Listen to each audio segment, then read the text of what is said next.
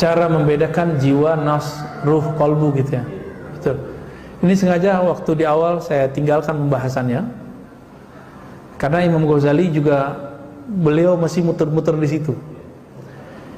Jadi ada yang disebut dengan, pertama dari fisik dulu, jasad. Ini dia. Jasad kita ini mempunyai energi, energinya mirip dengan binatang. Energi itu ada pada apa? Ada pada nafs, disebut jiwa. Bahasa Indonesianya jiwa. Disebut sukma, disebut juga diri. Tapi diri ini diri bagian luar itu dia ya. Nah, badan kaitannya dengan jiwa tadi ya. Lalu kita punya sisi lain, akal. Nah, ini masih di luar semua nih. Jadi sisi manusia yang di luar itu ada badan dan nafsnya, jiwanya, lalu ada akalnya. Nah, ini bagian terluar manusia. Jadi kita ini bukan satu sisi, Bapak ya. Dan yang kedua, kita mempunyai sisi lain. Apa sisi lain dari kita? Sisi batin. Tadi zahir. Yang batin itu adalah qalbu, lebih batin lagi namanya ruh. Nah, Imam Ghazali masih muter-muter kadang. Bagi beliau nafs itu disebut ruh juga, qalbu itu ruh juga, padahal bukan begitu.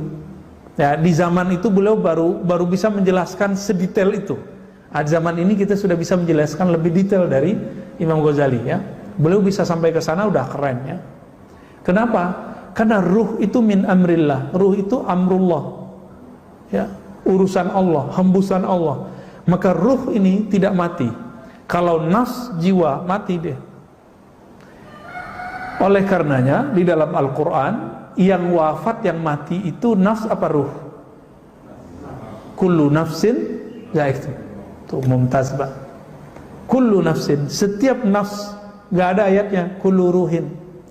Cuma ulama sebelum kita sebagian mengartikan nafs itu ruh, itu kelirunya. Jadi ulama bisa keliru juga, tapi itu gak apa-apa.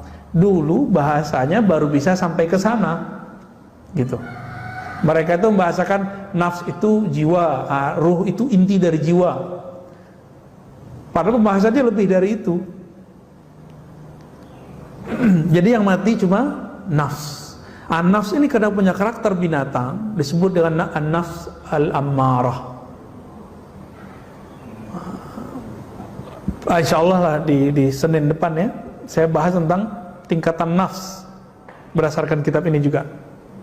Sampai nanti ada nafs mutmainnah. Nanti di atasnya ada lagi radiyah, mardiyah, kamilah. Di atasnya sebenarnya ada lagi, tapi kitab cuma 7 ya. Insyaallah bisa dibedain. Ya.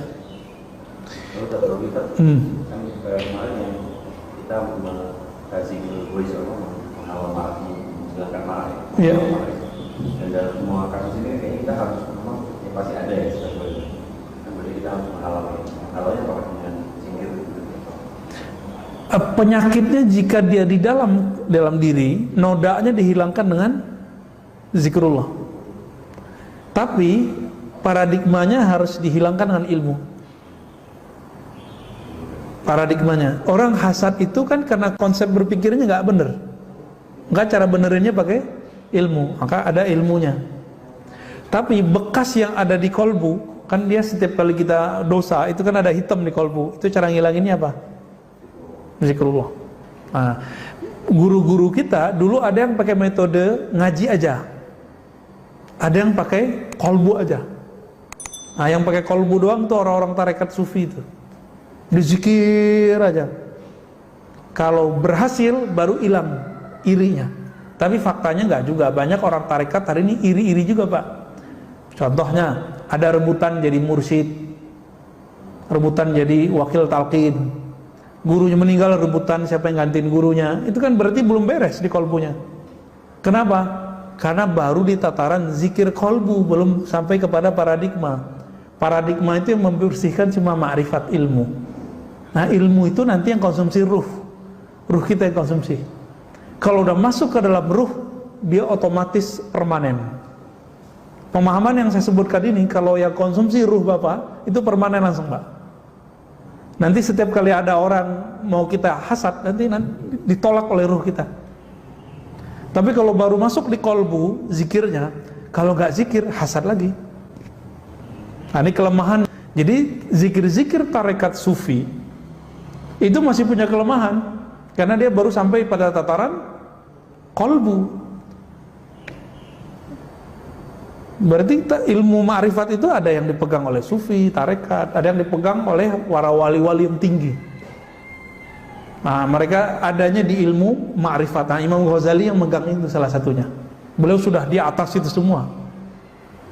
Maka beliau pangkat kewaliannya kan sudah sampai kutub namanya. Kutub ini sudah poros di zaman itu, ya. Nah, Imam Ghazali ini kalau ada persoalan kolbu, dia sudah bisa ngobatinnya baik dengan cara ma'rifat atau dengan cara zikrullah. Nah, zikrullah itu dia sebutkan di dalam kitab Kimya Us-Sa'adah. Dalam kitab Ihya Ulumuddin disebutkan dua-duanya. Zikirnya, tapi tidak terlalu detail, yang paling banyak ilmunya.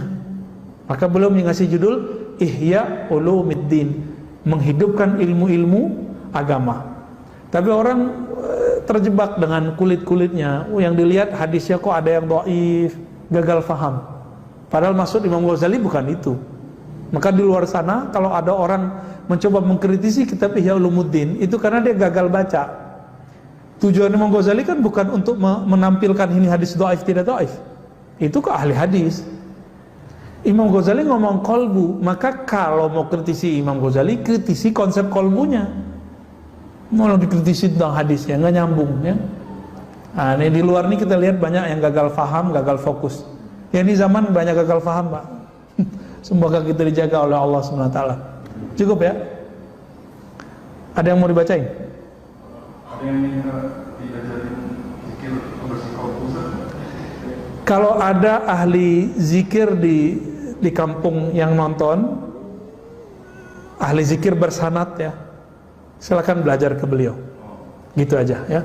Jadi nggak mesti ke kita. Dan saya tidak mengizinkan ngambil zikir lewat YouTube, lewat Facebook. Bagi saya itu haram. Karena nanti dia nggak bisa bedain pengalaman ruhani dengan halu. Ntar kalau datang ke dokter kan jadi bingung. Kamu mendengarkan suara-suara nggak?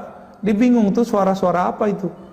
Kalau dia ahli zikir bersanad, dia bisa bedain. Ini namanya mukasyafat, penyingkapan kolbu. Ini namanya halu, ya, halusinasi. Itu beda Pak. Nah, dan kita sudah ketemu beberapa orang yang berzikir lewat YouTube. Kan di YouTube banyak ijazah-ijazah, nggak jelas sumbernya dari mana. Sekarang udah separuh-separuh gila. Ya, ada teman kita di Makassar kemarin ngabarin, dia ngambil ijazah-ijazah umum yang ada di YouTube. Gila Pak sekarang. Ya, tetangga saya juga tetangga teman kita yang ikut ngaji di Ribat juga cerita begitu. Iya nih teman kita ngaji lewat YouTube, zikirnya diamalin. Udah gini aja, kalau belum ketemu guru zikir, gak usah zikir dulu deh, ngaji aja, ya, ngaji aja. Karena zikir itu wajib ada pembimbingnya. Orang manah aja ada pembimbingnya, biar nggak salah panah. Zikir itu lebih dahsyat dari manah Pak. Orang kesurupan cukup dibacain nama Allah di sini dia sembuh langsung. Itu kalau zikirnya oke di kolbunya. Kenapa ada orang meruqyah pakai baca Quran nggak sembuh-sembuh? Karena di kolbunya pembaca Quran ini belum masuk nama Allah dan kalam Allah itu. Tapi kalau kolbunya sudah masuk nama Allah, dia datang aja udah sembuh itu orang kadang. Kalau enggak juga ditepuk, kalau enggak ya diapain kayak gitu. Sembuh Pak biasanya. Kalau di kolbunya sudah masuk nama Allah. Nah kalau enggak nanti jadi aneh ya. Jadi tolong jangan belajar zikir lewat YouTube, lewat sosmed. Belajar zikir langsung ke ahli zikir. Karena zikir itu tempat jadi kolbu, harus datang ke ahli kolbu, bukan di kolbu YouTube. Ya, nggak ada kolbu YouTube Pak.